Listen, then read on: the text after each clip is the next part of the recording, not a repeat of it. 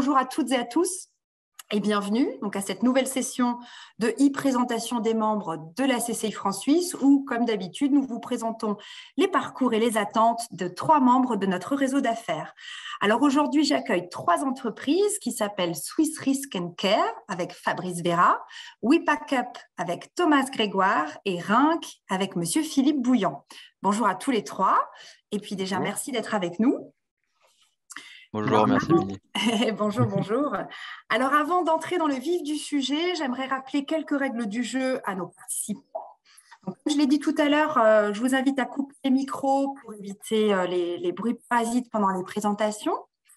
Je vous invite aussi à renommer vos profils avec vos noms, prénoms et éventuellement le nom de votre société. C'est plus simple pour que vous puissiez être identifiés et ce sera plus facile aussi pour vous répartir ensuite dans les groupes de discussion qui auront lieu à la fin des présentations.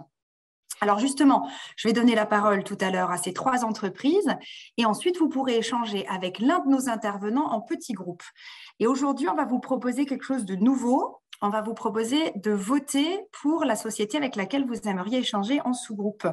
Et donc, Lorraine, qui est aux manettes, va vous envoyer, va partager maintenant un petit sondage et on va le laisser actif pendant une petite minute. Et on vous demande à tous de bien vouloir choisir avec quelle société vous vouliez être ensuite mis dans le petit groupe. Lorraine, tu peux y aller.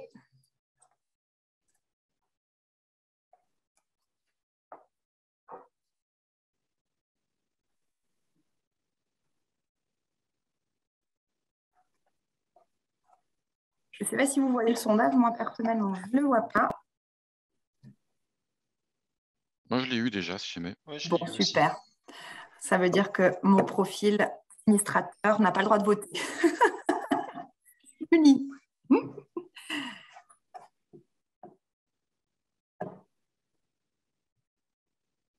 Ok.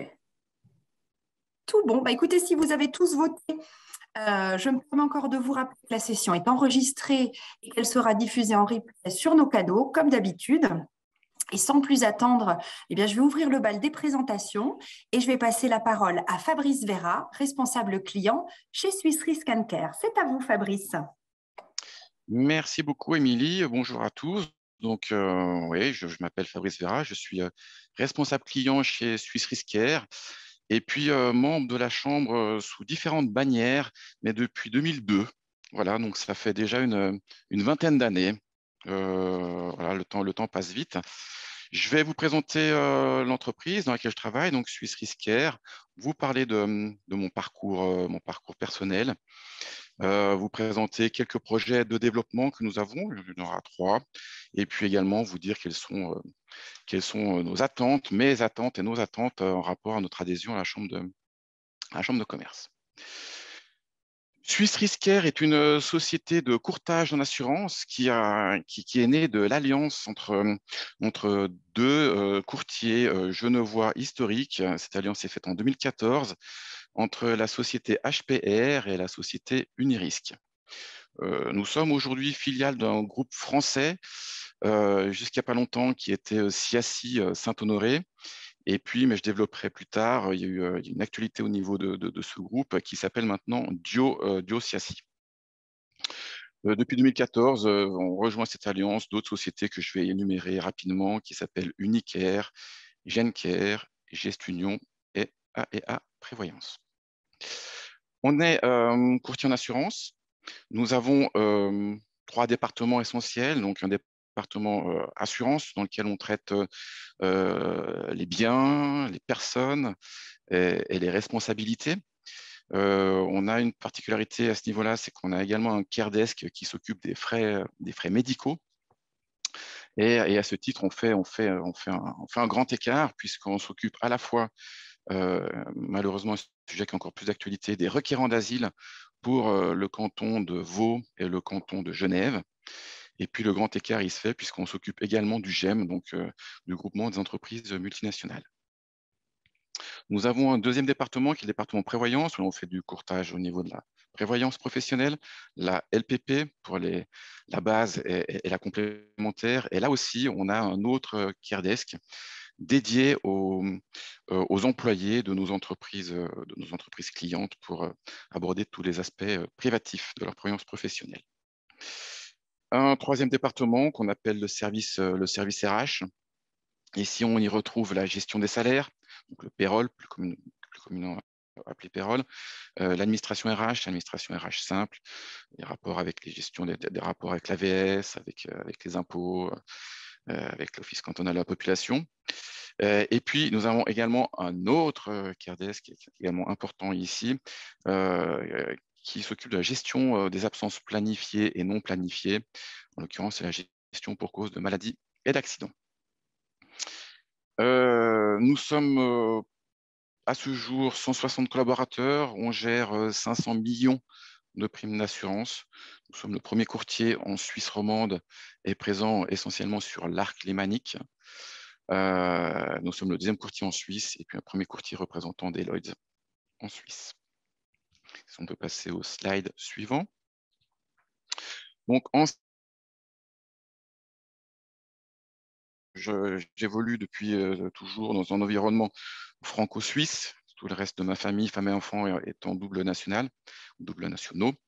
J'ai une maîtrise en technique de vente que j'ai faite en région parisienne, à Saint-Germain-en-Laye, plus précisément, avec la particularité, puisqu'il y a déjà un petit moment maintenant, d'être en contrat d'apprentissage pour la 3e année et la 4e année après le bac, en alternance entre le GAN Assurance à Annecy et puis mon école qui se trouvait en région parisienne.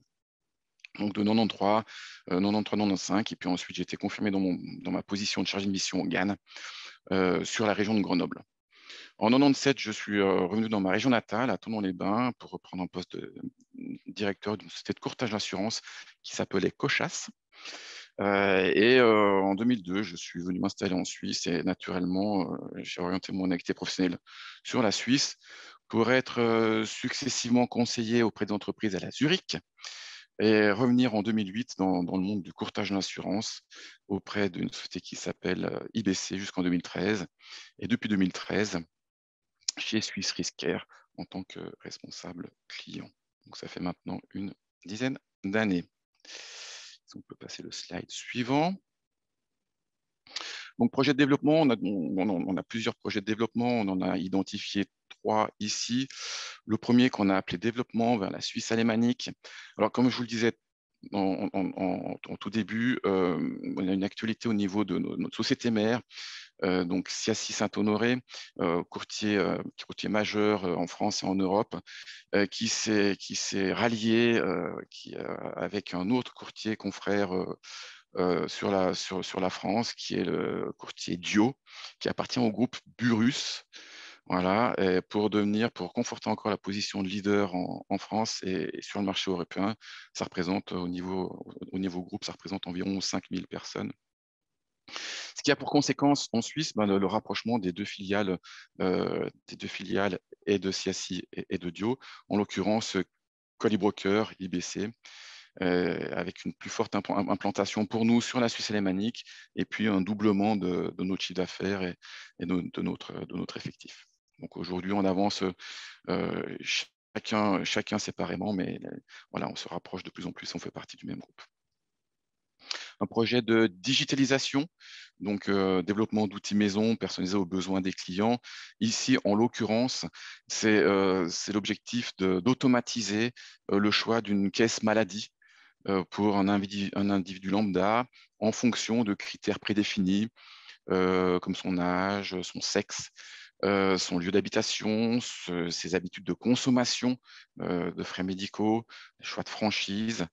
Et voilà, par rapport à tous ces éléments-là, eh bien, on arrive à attribuer de façon quasi automatique la caisse la plus adaptée. Troisième projet de développement, je vous parlais tout à l'heure de notre CareDesk, gestion des absences pour cause de maladie et d'accidents. Eh bien, c'est quelque chose qu'on fait aussi évoluer en fonction des demandes de nos clients. Et ici, pour le coup, on est en train de monter un projet pour cette fois-ci gérer les absences spécifiques liées à la maternité, à la paternité, donc absence pour cause de maternité, pour cause de paternité, pour cause d'adoption et pour cause de maladie ou décès décès d'un proche.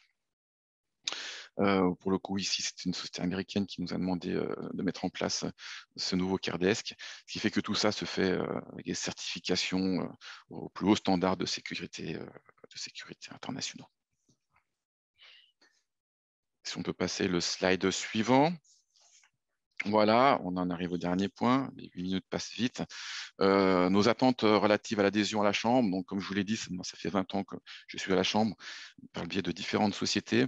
Mais en fait, voilà, elles sont nombreuses. Ce sont des rencontres, des rencontres, des rencontres, des rencontres et des rencontres. Hein. Des rencontres pour des échanges d'expériences, rencontrer du monde. Pour développer notre notoriété, ce qui est fait aujourd'hui, et puis pour marquer notre présence dans le tissu économique local. À ce titre, on fait partie d'autres organisations comme la CCIG ou des organisations fêtières. Et puis, bien évidemment, des rencontres pour de nouvelles relations d'affaires et développer notre chiffre d'affaires.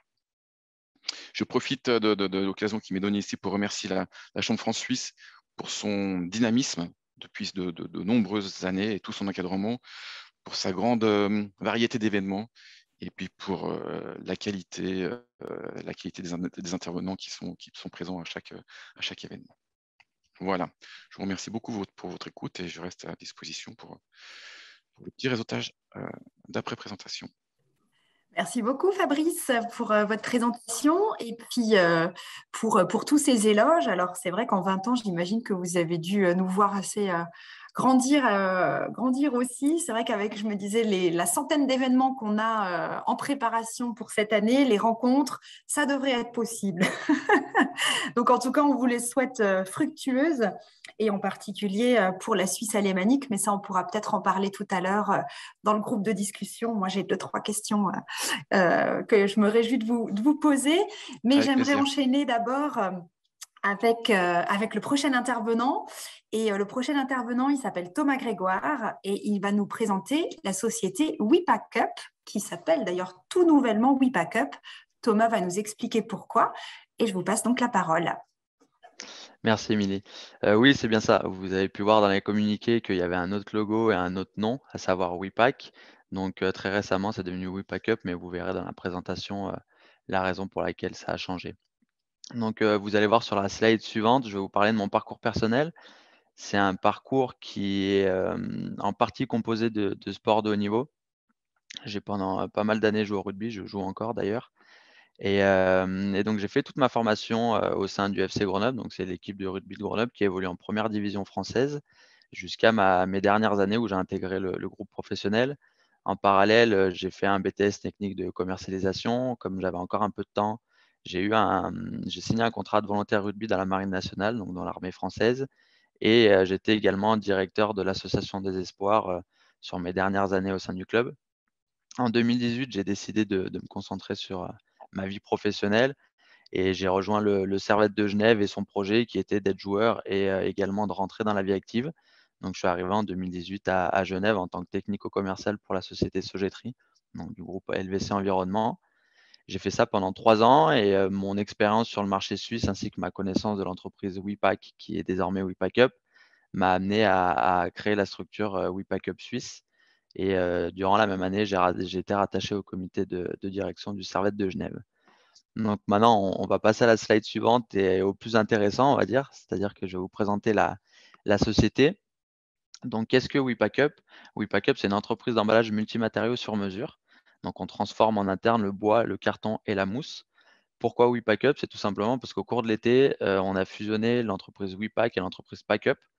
Donc, pour parler du savoir-faire des deux entreprises et pourquoi la fusion, WIPAC est un spécialiste bois carton, produisait également de la mousse mais n'était pas un spécialiste, et PACUP un spécialiste mousse.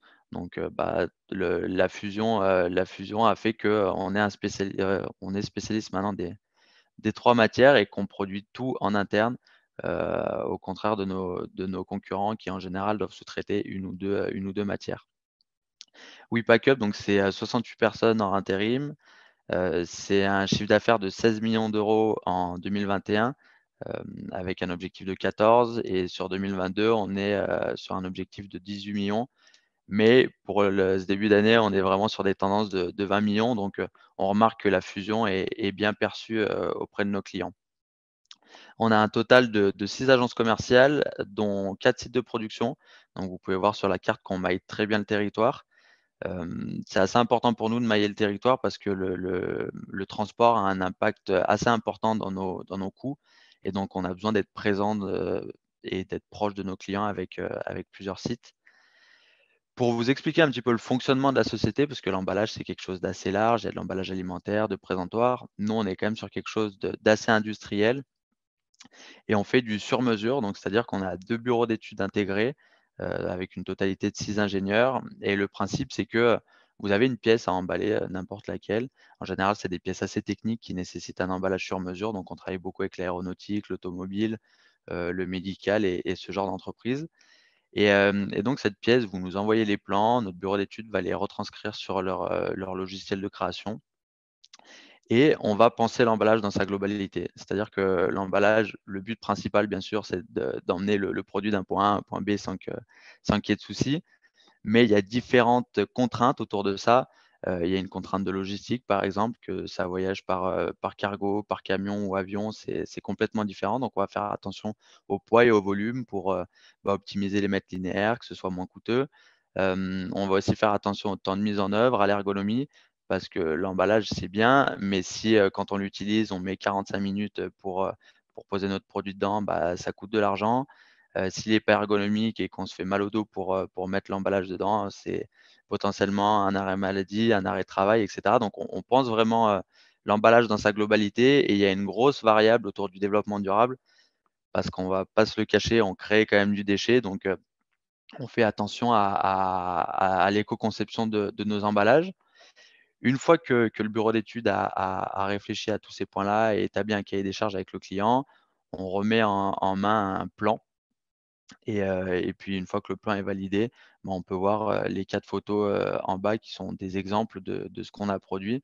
Le projet en fait éclate dans nos 3 pôles, bois, carton ou mousse en fonction du besoin et puis on peut voir, ben, typiquement qu'on est capable de faire, un carton avec des calages, carton, on peut faire une caisse bois avec un couvercle amovible, des calages mousse. Enfin, c'est très, très, très, très large. On n'a pas de standard parce qu'on développe des projets avec nos clients et on n'a pas forcément de produits à proposer, mais par contre, on va développer un projet de A à Z. On va passer à la slide suivante, du coup, s'il te plaît, Lorraine. En ce qui concerne nos projets, on a divisé en 2, c'est-à-dire qu'il y a un projet structurel, un projet en termes d'engagement. On peut voir que, bah, les 2 premiers projets ont été validés, à savoir la création de WePack en Suisse, donc l'agence commerciale et maintenant, WePackUp de par la fusion qui s'est faite, l'été dernier et maintenant on est tourné sur les projets en 2024 et 2026, à savoir en 2024, on aimerait, créer une plateforme logistique pour pouvoir faire de l'assemblage et de la distribution. Je vous ai dit précédemment que le transport avait un impact assez important, pour nous et du coup, le fait d'avoir une plateforme de logistique nous permettrait de faire un gain économique et du coup d'être plus compétitif sur le marché et en 2026, bah, développer et intégrer pour le coup une unité de production. Donc c'est plus juste une plateforme de logistique, c'est vraiment une unité de production à part entière qui serait plus sur la Suisse alémanique et ce qui nous permettrait d'intégrer ce marché-là qui aujourd'hui est très difficile d'accès pour nous de par, la distance.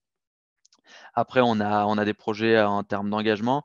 On est très, très impliqué, sur la démarche RSE. Sur la France, beaucoup plus parce que ça fait un moment que c'est en place. Mais la RSE, ben, je pense que vous connaissez, c'est la place dans le territoire, c'est le bien-être dans l'entreprise et c'est l'environnement. La place dans le territoire, on est en train de se rapprocher de clubs de sport parce que c'est quelque chose qui est très formateur pour les jeunes et pour l'éducation. Donc, on est en train de devenir partenaire, notamment bah, du Servette de Genève. Le bien-être en entreprise, c'est quelque chose d'assez interne, mais de par des séminaires, de par des avantages au niveau pour nos salariés, on est très attentif à ça et il y a une grosse partie sur l'environnement. Vous pouvez voir, sur les 3 photos en dessous qu'on a une machine pour recycler notre mousse. On vient d'installer 4000 m² de panneaux solaires sur une de nos usines. On va faire exactement la même chose pour une deuxième d'ici la fin de l'année et on est, par exemple, en train de développer une nouvelle mousse plus recyclable On est en train de la tester sur le marché en ce moment même. Et aux dernières nouvelles, d'ailleurs, on a aussi rentré un outil qui s'appelle l'ACV. Ça nous permet de calculer le cycle de vie et l'impact qu'a un de nos produits, donc de l'approvisionnement de la matière première jusqu'à la livraison du produit fini à notre client. Maintenant, on va passer à la dernière slide du coup sur mes attentes relatives à l'adhésion. Je pense qu'elles sont assez communes à tous. Donc, c'est développer forcément le réseau et l'activité en Suisse. Ensuite, j'aimerais aussi, par le biais de la CCIFS notamment, devenir un acteur local et une partie prenante de la vie économique du territoire. C'est très important pour nous, notamment, comme je vous l'ai dit, concernant nos démarches. Et puis surtout un partage d'expérience entre les acteurs franco-suisses. Je suis quelqu'un qui a toujours fonctionné comme ça, j'ai toujours pris l'avis des autres et ça m'a toujours ouvert l'esprit, ouvert des portes, ça m'a aidé à me développer et je pense que c'est très intéressant pour le développement de la structure suisse. Donc voilà pour ma petite présentation. Du coup, je remercie aussi la CCIFS pour m'avoir intégré et également un petit clin d'œil donc à Régis de la société Péliché qui m'a bien accompagné dans cette intégration. C'est vrai que c'est très actif, ça permet de rencontrer du monde et quand on est nouveau sur le secteur, c'est très bien de pouvoir être accompagné comme ça. Donc je vous remercie beaucoup et puis je reste aussi à votre disposition pour plus de questions. Merci beaucoup, Thomas. Super intéressant. Et puis, bienvenue en Suisse. Merci. Vous allez rentrer ou vous êtes rentré dans un réseau qui est tout à fait bienveillant et les 2-3 exemples que vous donnez, on ne peut que les justifier et puis vous dire que vous serez accompagné. Et je vois Régis justement à l'écran, donc je ne fais pas plus de commentaires. Je pense que c'est un excellent parrain. Moi, j'avais une petite question relative à votre entité en Suisse. Vous avez combien de salariés en Suisse actuellement? En Suisse, pour le moment, je suis le seul parce qu'on a juste besoin Alors, d'une antenne commerciale. La mhm, production est assez proche, donc on a 2 gros sites de production à Saint-Marcelin et à Saint-Étienne-de-Crossé. Donc mhm. c'est à peine 1h15, 1h30 de route. Donc pour la production, on arrive à combler la Suisse romande Ouais, et pour le moment, comme on est au début, moi, j'arrive à gérer la totalité de notre clientèle en Suisse. en Suisse. Et vous avez déjà une idée de l'emplacement de votre plateforme pour 2024? Oui, je pense qu'on serait plus sur le canton de Vaud. Forcément, Mhm, j'ai mon bureau là-bas et toi et c'est un endroit où je me plais bien. Ça nous permet aussi de nous rapprocher de canton de Fribourg et plus de la Suisse alémanique et en fait, on a vraiment un souhait de mailler le territoire. Donc, comme à 2026, on aimerait avoir un site de production, en Suisse alémanique, le fait d'être placé sur le canton de Vaud serait assez logique, géographiquement. mhm. Très bien. Et puis, à votre disposition pour vous accompagner à terme sur la Suisse alémanique, puisque c'est un petit peu mon secteur. Donc, je vous salue de Bâle d'ailleurs. Et Ok, et super. super, j'y manquerai pas. Avec grand plaisir, Thomas. Merci pour votre présentation. Il est temps de passer à notre troisième intervenant et j'aimerais accueillir Monsieur Philippe Bouillant de la société Rinc, qui nous fait le plaisir d'être avec nous aujourd'hui. Et Philippe, je vous passe la parole. Bonjour à tous, donc je m'appelle Philippe Bouillant, je travaille au sein de l'entreprise Rinc depuis 1994. Il y a mon parcours dans le slide d'après, ça serait peut-être… Ah, évidemment, la petite présentation. Pardon, non, revenez en arrière s'il vous plaît. Donc, Rinc, c'est plutôt un ensemblier décorateur qui a la particularité d'intégrer des ateliers. Nous avons 3 sites prédominants. Un à Charleville-Mézières qui est dédié au mobilier d'exception. Un autre à Paris où on intègre, outre la communication et une partie commerciale bien sûr, mais les archives d'intérieur qui créent les projets pour nos clients. Et enfin, une unité de production pour les boiseries et agencements qui se situe à Bourg-de-Péage. Pour situer, c'est 100 km au sud de Lyon, où on a 3000 m² d'atelier. C'est idem pour Charleville pour la partie mobilier.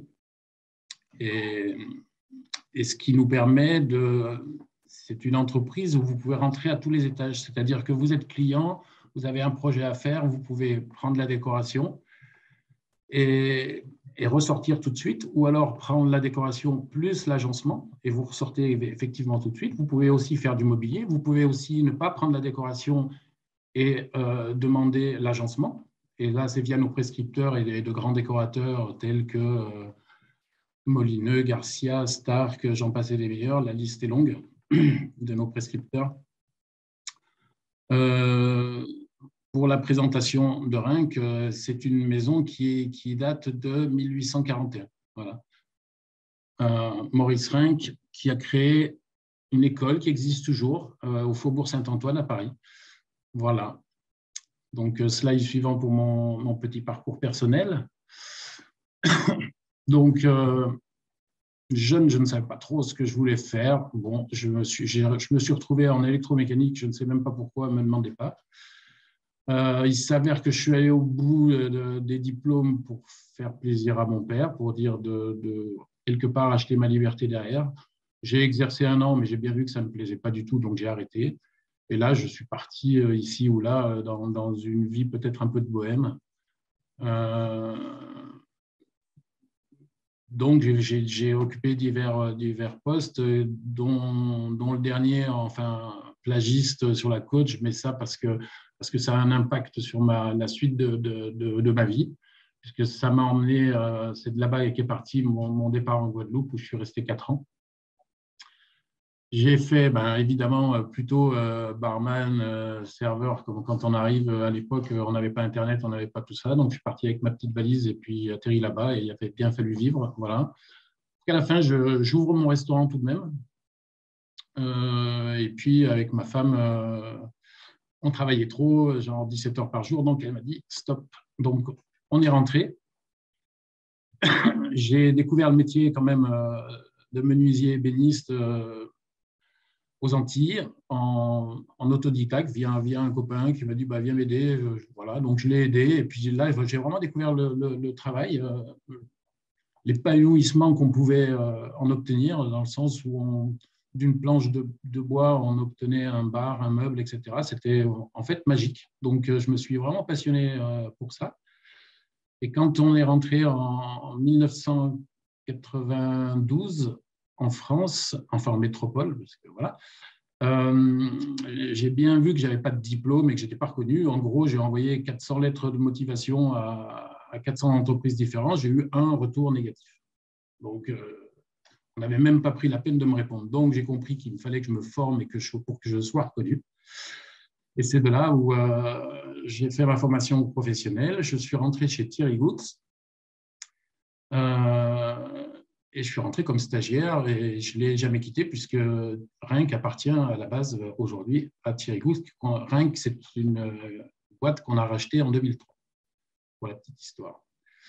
Donc de là, j'ai gagné mes galons de menuisier quand même un jour et puis après de chef d'équipe et puis ensuite, je suis devenu chef d'atelier. Et puis un jour, mon patron est arrivé et puis il m'a dit tu vas faire commercial, tu connais techniquement, tu parles bien, etc. etc. Alors, je ne sais pas si on peut le valider aujourd'hui. En tout cas, j'essaye de faire de mon mieux. Et puis, c'est comme ça que depuis, j'occupe le poste de commercial, technico-commercial, parce que vous aurez bien compris que je suis plutôt un technicien quand même à la base.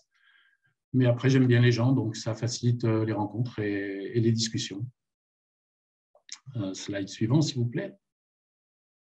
Alors, on m'a dit projet en développement. Donc, j'ai été très terre à terre parce que ça vous donne un peu l'univers dans lequel on travaille, puisque notre cœur de métier, c'est quand même le luxe et le très haut de gamme. Donc, on fait des projets assez impressionnants dans le monde entier, puisqu'on n'a aucune restriction. On est allé en Australie, on est allé en Afrique, on a fait tous les continents. Donc, aujourd'hui, voilà ce qui se passe. On a 4 résidences privées à New York, une à Boston, une autre à Colonie, ça on connaît mieux, tant qu'on est. Il y a le fameux hôtel de Crans-Montana où on a des bricoles et puis peut-être un appartement, on va voir. C'est en cours de développement, on va dire. Bon, comme vous pouvez le voir, on est quand même sur sur des destinations plutôt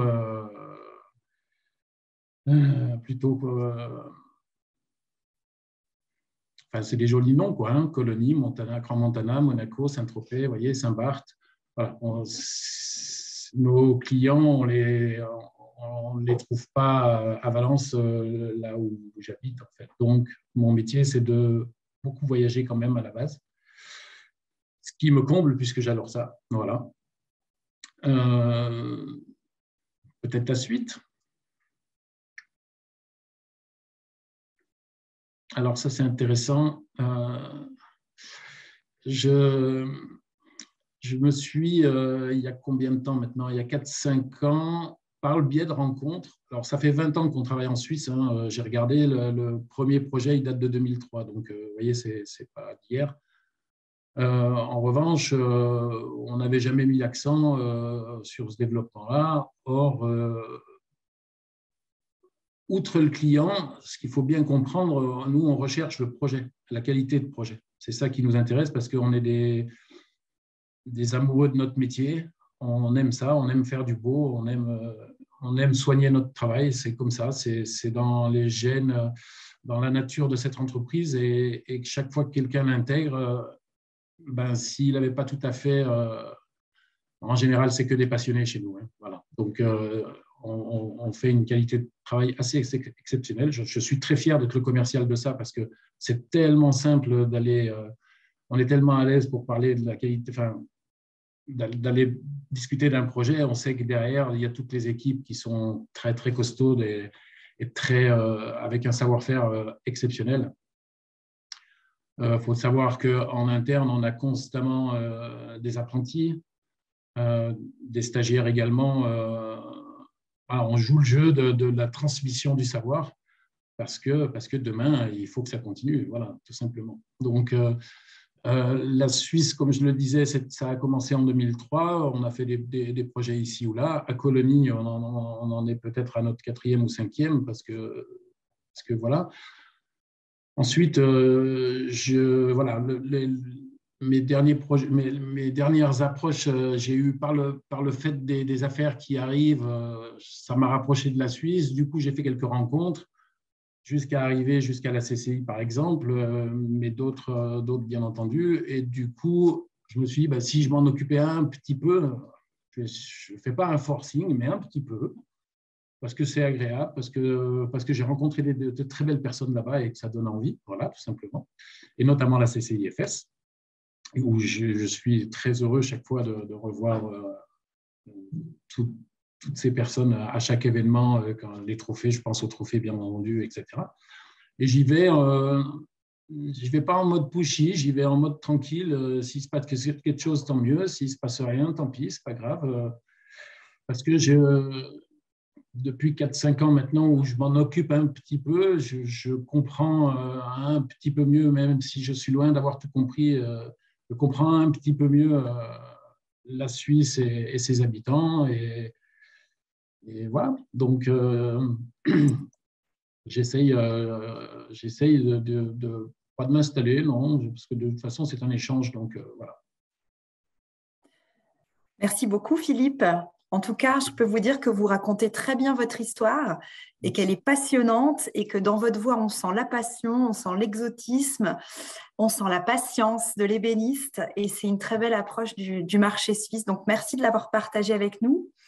Il y a un projet en développement dont on est très fiers et que vous n'avez pas vraiment évoqué, même si vous avez lâché le mot trophée. Rinck va réaliser les trophées. Les statuettes des trophées pour la 33e cérémonie qui se déroulera le 13 juin à Lausanne. Est-ce que vous pouvez nous en dire un petit peu plus ou est-ce que c'est un super secret? Le trophée est fait aujourd'hui. Okay. Alors, on a fait une maquette, on a fait une sorte de prototype, pas avec les matériaux définitifs. C'était pour valider les volumes et les formes. Mais oui, je me suis proposé de faire les trophées cette année parce que je voulais donner quelque chose moi aussi à la CCIFS qui m'a beaucoup apporté quand même. Donc, je trouvais que c'était un juste retour. Donc, j'ai proposé à Florence de faire les trophées cette année. on se l'était dit, c'est ce que j'aime avec Florence et d'autres, etc. On se l'était dit il y a au dernier trophée, même pas à ceux d'avant, que voilà. Mais en tout cas, pour cette année, on s'était dit que bon, on les ferait. Et quand j'ai appelé Florence, figurez-vous qu'elle était en Finlande, au fin fond de la Finlande, en vacances. Mais elle m'a pris quand même, elle m'a dit, mais oui Philippe, mais bien sûr, on se l'était dit, donc pas de problème, on fait les trophées ensemble. Donc, on a fait les objets. Enfin, en tout cas, on a fait le prototype de l'objet, parce qu'on veut que ça soit, on a vérifié les volumes, comme je vous disais, l'ergonomie, etc., etc. Les matériaux sont définis. Je crois que le 6, les vainqueurs seront connus et qu'on va me les communiquer. Donc, je vais pouvoir graver les noms sur ces objets. On garde les noms des vainqueurs que pour nous, hein, par contre. Bien sûr, bien sûr. Bien sûr. Mais voilà, donc j'étais content de rendre un peu, de donner un peu. Voilà. Donc, je suis très heureux de ça. Ben, merci beaucoup Philippe. En tout cas, on se réjouit de découvrir ces trophées qui seront des objets d'art et on vous remercie aussi de cette attention et puis de ces belles choses qui ont été partagées par d'ailleurs vos témoignages à tous les trois. Nous, ça nous fait chaud au cœur et puis ça encourage nos équipes à toujours donner le meilleur d'elles-mêmes pour vous faire grandir et puis pour grandir ensemble et pour vous offrir de beaux événements. Alors, on a clôturé maintenant avec vous, Philippe, les trois présentations. En début de session, on a demandé à ceux qui étaient là de voter pour pouvoir être ensuite répartis dans les sous-groupes. Donc, c'est ce qui va se passer maintenant. Lorraine va appuyer sur le bouton. Vous allez juste avoir à accepter la notification. Et puis, on va se retrouver pour une petite séance d'une vingtaine de minutes en petite session. Et ensuite, on reviendra rapidement tous ensemble en plénum pour une légère conclusion. Donc, je vous souhaite de bons échanges, un bon réseautage et puis je vous dis à tout à l'heure.